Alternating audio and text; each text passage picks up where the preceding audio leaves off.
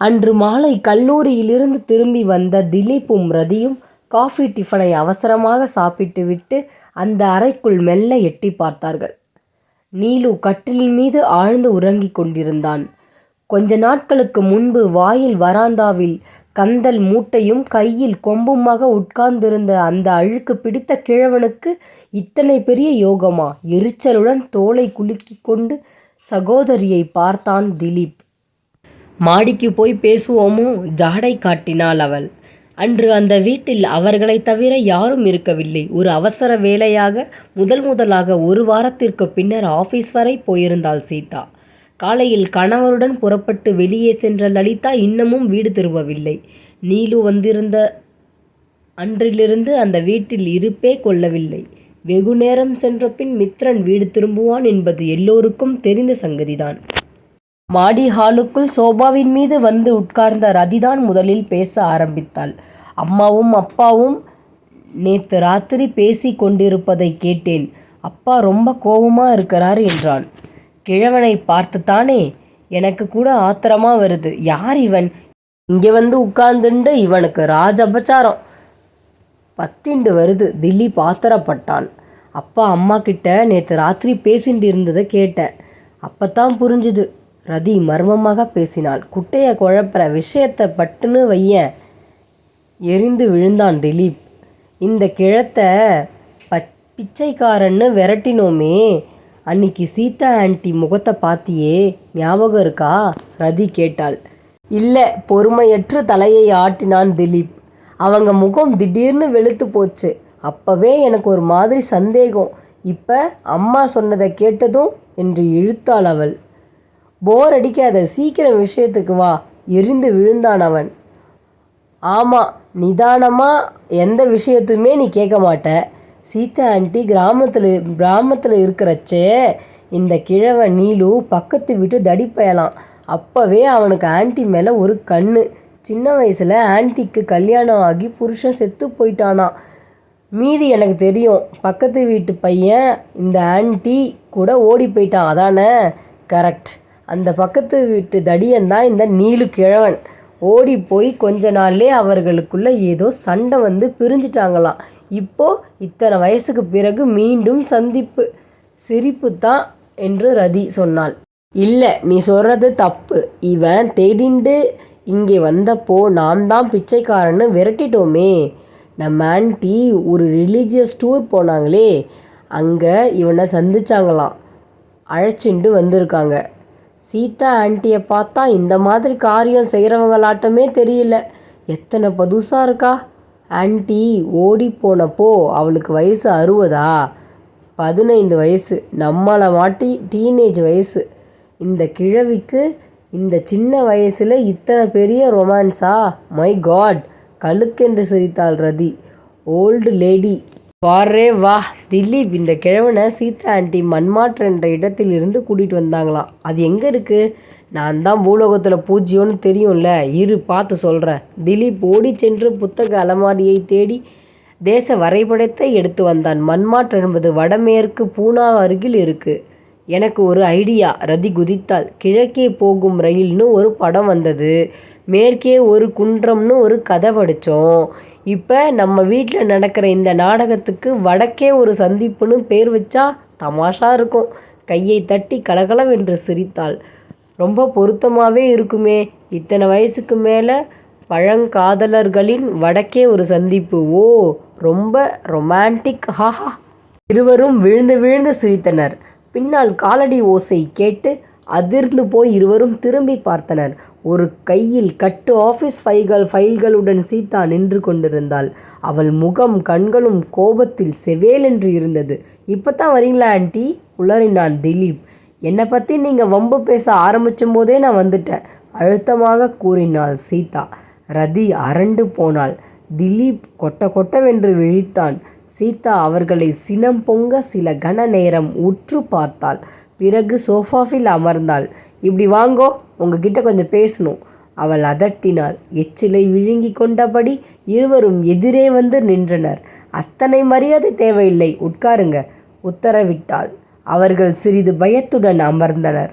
நீங்கள் 2 பேரும் சயின்ஸ் ஸ்டூடெண்ட்ஸ்னு உங்களுக்கு பொதுவாக நம்ம நாட்டை பற்றி எதுவுமே அதிகமாக தெரியாது, தெரிஞ்சுக்கணுன்ற விருப்பமும் உங்களுக்கு கிடையாது. இந்த சரித்திரம் ரொம்ப தூரம் போக வேணும். ஒரு 100 வருஷத்துக்கு முன்பு இந்த சமூகத்தில் இருந்த பழக்க வழக்கங்களை பற்றி தெரிஞ்சு கொள்ள நீங்கள் எப்போதாவது முயற்சி செஞ்சுருக்கீங்களா? திலீப் வேகமாக நகத்தை கடித்தான். நீங்கள் நினைக்க மாட்டீங்க, ஏன்னா உங்களை பற்றியே தான் உங்களுக்கு சிந்தனை. அப்படி வளர்ந்து கொண்டு வரும் சுயநல உருவத்தின் நீங்கள். இந்த காலத்து டீனேஜ் என்கிற சமுதாயம். இருவரும் மௌனம் சாதித்தனர். சீதா வெறுப்புடன் தொடர்ந்தாள். 100 வருஷத்துக்கு முன்னால் 10 வயசு குழந்தை 50 வயசுக்காரனை கல்யாணம் பண்ணி வைக்கிறதும், அந்த கிழவன் இறந்துட்டா அந்த பிஞ்சு குழந்தையும் அவனோட நெருப்பில் உழுந்து சாகிறதும், இதெல்லாம் கேள்விப்பட்டிருக்கீங்களா? ஆமாம் என இருவரும் தலையை ஆட்டினர். அந்த குழந்தை எவ்வளவு வேதனையில் அலறி அடித்து செத்து போயிருக்குன்னு எப்போது நீங்கள் நினச்சி பார்த்ததுண்டா? நினச்சிருக்க மாட்டீங்க. அதற்கு பிறகு அந்த கொடுமை வழக்கம் அழிஞ்சு வேறு ஒரு வகையான கொடுமை புலப்பட்டது. பெண் குழந்தைகளுக்கு இழைக்கப்பட்ட மாபெரும் அநீதி. 5-8 வயதில் கல்யாணமாக பிஞ்சிலம் விதவையாயிட்டா ஒரு சில வருஷத்துக்கு பிறகு அவளுக்கு இளமை பருவத்தில் அவள் தலையை மொட்டை அடித்து வெள்ளை புடவையை கட்டி முக்காடு போட்டு உட்கார வைத்து விடுவார்கள். காலம் முழுவதும் அவள் உடல், உள்ளம், உணர்வுகள் எல்லாம் ஊமையாகிவிடும். அதை பற்றி கேள்விப்பட்டிருக்கீங்களா? இப்படி சின்ன குழந்தைங்களுக்கு இழைக்கப்பட்ட கொடுமைகளை நினச்சி எப்பயாவது உங்கள் மனசில் துளியாவது வருத்தப்பட்டிருக்கீங்களா? இருவரும் பரிதாபமாக விழித்தனர். வருத்தப்பட்டிருக்க மாட்டீங்க, ஏன்னா இந்த காலத்தில் நீங்கள் இல்லை. தலைவலியும் ஜுரமும் தனக்கு வந்து தான் தெரியும். ஒரு சினிமாவுக்கு டிக்கெட் கிடைக்கலன்னா கூட ரதி மூஞ்ச அருந்து தொங்கிவிடும். ஒரு சின்ன ஏமாற்றத்தை கூட தாங்க முடியல. வாழ்வு முழுவதும் உணர்வுகளை அடக்கி அலங்கோல உருவத்தில் யார் முன்னேலையும் எதிர்படாமல் ஒரு அவல வாழ்க்கையை அனுபவிக்கணுமா? என் குழந்தை மனசு என்ன பாடுபட்டு இருக்கோ? இப்போவாவது உங்களால் அதெல்லாம் பற்றி யோசிக்க முடியுதா? கை விரல்களை சுட்டு உழைத்தான் அவன். திலீப் சட்டை பட்டனை திருகி கொண்டிருந்தான். அப்போ காலம் ரொம்ப மாறிடுச்சு, ஒப்புக்கொள்கிறேன். போன வருஷம் உன் அம்மாவோட அப்பா செத்து போனார். உன் பாட்டி பூவும் பொட்டையும் உதறினாள்.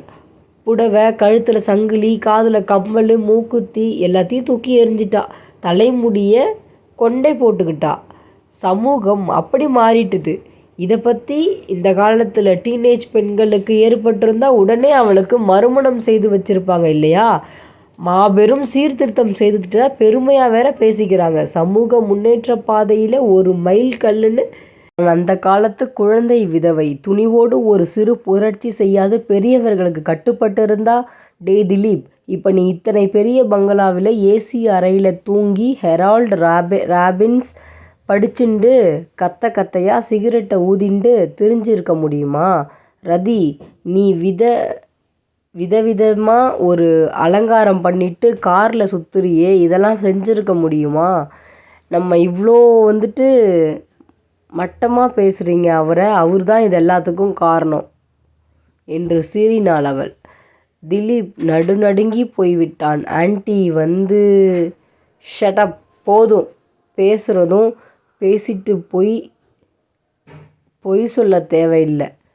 மடமடவென்று எழுந்து அவள் தன் அறைக்குள் ஃபைல்கள் மேஜை மீது வீசிட்டு வெளியே வந்தாள்.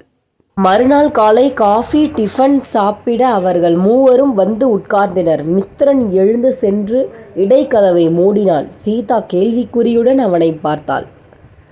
உங்களோட கொஞ்சம் பேசணும். சமயக்காரன் காதில் பட்டு நம்ம குடும்ப மானம் கப்பலேறிடுமோன்னு தான் அரைக்கதவை சாத்தினார். லலிதா விளக்கம் செய்தாள். சீதாவிற்கு சிரிப்பு வந்தது. மித்ரன் துணிவுக்கு மனைவியின் முகத்தை பார்த்தான்.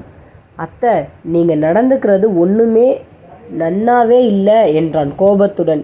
சீதாவிற்கு எரிச்சல் வந்தது. என்ன விஷயம், தெளிவாக சொல்ல. அப்பா எனக்கு சொன்னது தான். மறக்க வேண்டிய பழைய சங்கதின்னு நான் பாராட்டினதே கிடையாது. இப்போது இந்த வயசில் மறந்து போன கதையை அம்பலப்படுத்துகிற மாதிரி இந்த கிழவனை கொண்டு வந்து இங்கே நம்ம வீட்டிலே வச்சுண்டு, சீச்சி, இதை நாங்கள்லாம் பார்த்துட்டு சும்மா இருக்கணுமா? படபடத்தான். அப்பா உனக்கு என்ன சொல்லி இருக்காரு? நிதானமாக கேட்டாள் சீதா. நான் வெட்ட வெளிச்சமாக சொல்ல வேணுமா? உங்களுக்கும் அந்த தடிப்பயல் நீலுவுக்கும் ஏற்பட்ட தொடர்பு, நீங்கள் செய்த தவறு எல்லாம் சொல்லியிருக்காரு. இப்போ அதெல்லாம் அவசியமா? கடுமையுடன் கேட்டான். உங்கள் அப்பா சொன்ன அந்த தவறை அன்னைக்கு நான் செய்யாமல் இருந்திருந்தா நீ இன்னைக்கு இங்கே உட்கார்ந்துருப்பியா? நான் எப்படி இருப்பேன்னு உனக்கு தெரியுமா? யார் வீட்லேயோ சமையல் ஆளாக இட்லி மாவு அரைச்சிட்டு உட்கார்ந்துருப்பேன். சரி, அந்த தவறால் மகாமேருவை பிடிச்சிட்டேன், ஒத்துக்கிறேன். அதுக்காகவும் மறுபடியும் திரும்ப இந்த வயசுலேயும் தவறு செஞ்சு எங்கள் மானத்தை வாங்கணுமா?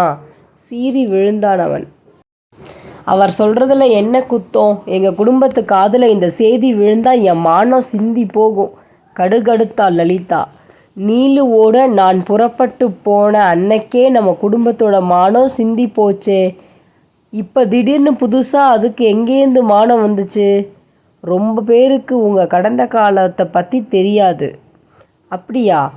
உங்கள் அப்பாவுக்கு தெரியும், அவர் மூலமாக உங்களுக்கும் தெரியும். அப்படி இருந்தும் நீங்கள் எல்லாரும் வழியை என்கிட்ட ஒட்டிக்கிட்டீங்களே. ஏன்? என் காசு பணத்துக்கு முன்னால் உங்கள் மானம் சின்னதாக போயிட்டது இல்லையா? சீதாவின் குரல் உயர்ந்தது. அத்தை, நீங்கள் ரொம்ப துண்டரீகமாக பேசுகிறீங்க. முடிவாக கேட்குறேன், இந்த கிழவனை என்ன செய்ய போகிறதா உத்தேசம்? ஊறுகாயா போடுவேன். நீலு இனிமே இங்கே தான் என்னோட தான் இருப்பான். ஏன் கேட்குற? இந்த வீட்டில் இருப்பான்னா இந்த வயசில் நீங்கள் அவரை கல்யாணம் பண்ணிக்கிறதா முடிவு செஞ்சிட்டிங்களா? கேலி பொங்கியது மித்ரன் குரலில். அப்படித்தான் வச்சுக்கோயேன். சீதா பிடிவாதம் பிடித்தாள். சிரிப்பு தான் வருது. ஏன் சிரிக்கணும்? கிழவிய குமரன் காதலிச்சா தவறில்லை. எத்தனையோ இந்த காலத்தில் நடக்கிறது இல்லையான்னு விக்ரமாக விவாதிப்பியே. அதை ஏற்றுக்கிற நீ கிழவன் கிழவி காதலித்துக்கு கல்யாணம் பண்ணுறத கண்டு ஏன் வெறுக்கணும், வெட்கப்படணும்? உங்களோட பேச முடியாது. உங்கள் புத்தி சுவாதீனத்தில் இல்லைன்னு நினைக்கிறேன். இல்லாட்டா இப்படி கோணலாக நினைக்க மாட்டீங்க. ஒன்று மட்டும் சொல்கிறேன், இன்னும் 24 மணி நேரத்தில் அந்த கிழவன் இடத்தை காலி பண்ணணும். இல்லை நாங்கள் இங்கே இருக்க மாட்டோம். அடுத்த நாளே என் வேலையை ராஜினாமா பண்ணிவிட்டு நான் போகிறேன். என்னடா பயமுறுத்துறியா? நான் பணங்காட்டு நரி, அதுக்கெல்லாம் அசந்திட மாட்டேன். நீலு இந்த வீட்டை விட்டு போக மாட்டான். நீயும் உன் குடும்பமும் இப்போவே கிளம்புனாலும் நான் தடுக்க போகிறதில்ல. ஏன்னா இங்கே என் கூட இருந்து நீங்கள் சாதிக்க போகிறது எதுவும் இல்லை. அதனால் நீங்கள் போனால் தனிமையில் செத்து போயிட மாட்டேன். தொழிற்சாலையிலிருந்து நீ ராஜினாமா செய்துட்டா அதுக்காகவும் கவலைப்பட மாட்டேன். இனிமேல் நான் யாருக்காகவும் கஷ்டப்பட்டு சம்பாதிக்கணும். எல்லாத்தையும் விற்று வந்த பணத்தை பேங்க்கில் போட்டு வர்ற வட்டியில் நிம்மதியாக இருப்பேன். கடைசியில் ஒன்று சொல்கிறேன், மகாத்மா காந்தி சொல்லியிருக்காரு, நீ படிச்சிருக்கியோ இல்லையோ, ஒரு ஆணுக்கு கல்வி கற்றுக் கொடுத்தா அவன்தான் நல்லா இருப்பான். அதுவே ஒரு பெண்ணுக்கு கல்வி கற்றுக் கொடுத்தா ஒரு குடும்பமே நல்லா இருக்கும். அதுக்கு காரணம் நீலு. இப்படிப்பட்டவனை எதுக்காக வீட்டை விட்டு நான் போக சொல்லணும்? மாட்டேன். நீ போகிறதும் இருக்கிறதும் உன் இஷ்டம். மூச்சு விடாமல் பேசிவிட்டு அவள் வேகமாக எழுந்து சென்று விட்டாள். சிறிது பொழுதில் ஆளுக்கு ஒரு பெட்டி சகிதம் மித்ரன் குடும்பம் கிளம்பி விட்டது. சீதா ஒன்றும் பேசாமல் பெருமூச்சுடன் உட்கார்ந்திருந்தாள்.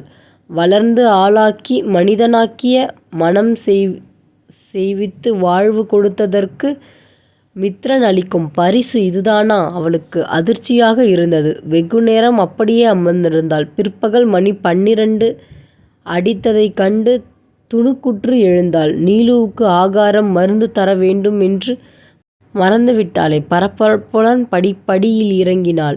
சமையல்கார சங்கரன் கஞ்சி பாத்திரத்துடன் வந்து கொண்டிருந்தான். அறை கதவை திறந்து கொண்டே, பசிக்கிறதா நீலு? சீதா சாப்பாடு வந்து விட்டது என்று சொல்லிக்கொண்டே வந்தாள். திடுக்கிட்டு பேச்சிழந்து நின்றாள். நீலுவின் படுக்கை காலியாக இருந்தது. வேகமாக குளியலையே திறந்து உள்ளே பார்த்தாள். முன்னறைக்குள் தேடினாள். நீலுவை காணோம். அதற்கு பதில் காற்றில் படபடத்த காகித துண்டு கண்ணாடி பேப்பர் வெயிட்டின் அடியில் இருந்ததைக் கண்டாள். அவசரமாக படித்தாள். அன்புள்ள சீதா, உன் உதவிக்கு மிக்க நன்றி. என் வரவால் அமைதியான உன் வாழ்வு சீர்குலைந்ததை என்னால் சகித்து கொள்ள முடியவில்லை. உன் அண்ணனின் குடும்பம் உன்னை தரைக்குறைவாக பேசியதை கேட்டு மனம் நொந்து போய்விட்டது. இத்தனை காலம் ஒன்றாக வாழ்ந்த நீங்கள் ஏன் பிரிய வேண்டும்? அதனால் நான் போகிறேன். என் ஆசிகள் என்றும் உன் நண்பன் நீலு என்று அந்த கடிதத்தில் எழுதியிருந்தது. நம்ம வீட்டில் விருந்தாளியாக இருந்த ஐயா உலாவ போகிறத பாத்தியா? ஓட்டமும் நடையுமாக சென்று வாயில் காப்பானை விசாரித்தான். பார்த்தேன். அரை மணி நேரத்துக்கு முன்னால் தான் அவர் இந்த பக்கமாக போனார். பதில் வந்தது. சீதாவின் நெஞ்சை துன்பம் அடைத்தது. கண்களில் நீர் துளிர்த்தது. சமாளித்தபடி டிரைவரை கூப்பிட்டு காரை எடுத்துச் சொன்னாள். காரில் ஏறியவள் 1 மணி நேரம் சாலையில் இரு பக்கமும் இங்கும் அங்குமாக தேடினாள். முடிவில் பார்த்துவிட்டாள். பஸ் நிலையத்தில் கூட்டத்தில் முகத்திலே வீசிய வெயிலில் கழியை ஊன்றிக்கொண்டு மூட்டையுடன் அவளது நீலு. கதவை திறந்து இறங்கினாள் அவசரமாக. நீலு, காரில் ஏறி உட்கார். எல்லோரும் சேர்ந்து பழி வாங்குறீங்களா என்ன?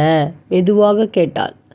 சுற்றிலும் நின்னவர்கள் அவர்களை பார்ப்பதை தவிர்க்க விரும்புகிறவன் போல அவன் தடுமாறி காரினுள் ஏறிக்கொண்டான். வழி நெடுகிலும் அவர்கள் ஏதும் பேசவில்லை. பங்களாவிற்குள் நுழைந்த கார் வாசலில் நின்றிருந்து இறங்கி கதவை திறக்க கையை நீட்டிய அவனை இறக்க உபசரித்த பொழுதுதான் அவன் முகத்தை பார்த்தாள். சாம்பல் பூத்தது போன்று வெளிர். முத்து முத்தாக வியர்வை பூத்து கொண்டிருந்தது. கண்களில் தாங்குணாத வேதனை. நீலு, என்ன உனக்கு? ஏன் இப்படி இருக்க? பதறினாள் சீதா. கார்த்தால பிடிச்ச நெஞ்சு வலி. நீ கோபமாக அவரோட பேசிக்கிட்டு இருந்த. நான் வேற இதை சொல்லி உன்னை கலவரப்படுத்தக்கூடாதுன்னு அவசரமாக ஒரு துண்டு கடுதாசி எழுதி வச்சுட்டு புறப்பட்டேன். பஸ்ஸு பிடிக்க நடந்த போதே நெஞ்சு வலிச்சது. இப்போ ரொம்ப ஜாஸ்தியாயிடுச்சு. சீதா அவனை கைத்தாங்கலாக பிடித்து கொண்டு கட்டிலின் மீது படுக்க வைத்தாள். உடனடியாக தோழி டாக்டர் ரேவதிக்கு ஃபோன் செய்தாள். அருகே கிடந்த நாற்காலியில் உட்கார்ந்தாள். நீலு, உண்மையை சொல்லு. உனக்கு உடம்பு என்ன பண்ணுறது? என்ன வேணும் சொல்லு. சாப்பிட கொண்டு வர சொல்கிறேன் என்றாள். இதயத்தின் மீது கையை வைத்து கொண்டு திணறிய நீலு அவளை இரக்கமாக பார்த்தான். ஒன்று செய்வியா சீதா? அப்போவே நான் சொல்லியிருக்கேன், நீ பூவும் பொட்டுமா இருக்கணும்னு. நீ ஏன் அதையெல்லாம் விட்டுட்ட? போய் பொட்டு வச்சுண்டு வா. மூச்சு தடுமாறியது. சீதா கண் கலங்கினாள். விருக்கென எழுந்து பக்கத்து பூஜை அறையிலிருந்து சிமிழிலிருந்து குங்குமத்தை விரலால் தோய்த்து நெற்றியில் வைத்தாள். அம்பாள் படத்தில் இருந்த பூவை தலையில் சூடிக்கொண்டு வேகமாக வந்தாள். நீலுவின் உதட்டில் அந்த கோணல் சிரிப்பு மலர்ந்தது. கண்கள் பளபளத்தன. இப்போ நீ எப்படி இருக்க தெரியுமா சீதா? உங்கள் அப்பா நம்ம ஊர் கோவில் அம்மனுக்கு வெள்ளிக்கிழமை பூப்பாவாடை சாத்தி விசேஷ அலங்காரம் பண்ணுவாரே, அப்போ அந்த அம்பாள் அலங்காரமாக இருப்பாளே, அப்படியே நீ இருக்க. அவன் கண்கள் செருகத் துவங்கியன. சீதா பதறிப்போய், நீலு, அவ என்னவோ பேசி உன் மனசை துன்பப்படுத்திட்டா நீலு. அதான் நெஞ்சு வலி உனக்கு. நீலு, நீ எத்தனை பெரியவன்னு எனக்கு ஆண்டவனுக்கும் தெரியும் நீலு. அரற்றியபடியே சீதா தன் கண்ணீரில் அவன் பாதங்களை கழுவினாள். நீலு எனும் நல்லவனின் உயிர் மெல்ல அடங்கியது. ரொம்ப சுவாரஸ்யமாக, ரொம்ப அழகாக நிகழ்ச்சியோடு முடிஞ்ச இந்த கதை உங்களுக்கு பிடிச்சிருந்துன்னா லைக் பண்ணுங்கள், ஷேர் பண்ணுங்கள், சப்ஸ்கிரைப் பண்ணுங்கள். நன்றி.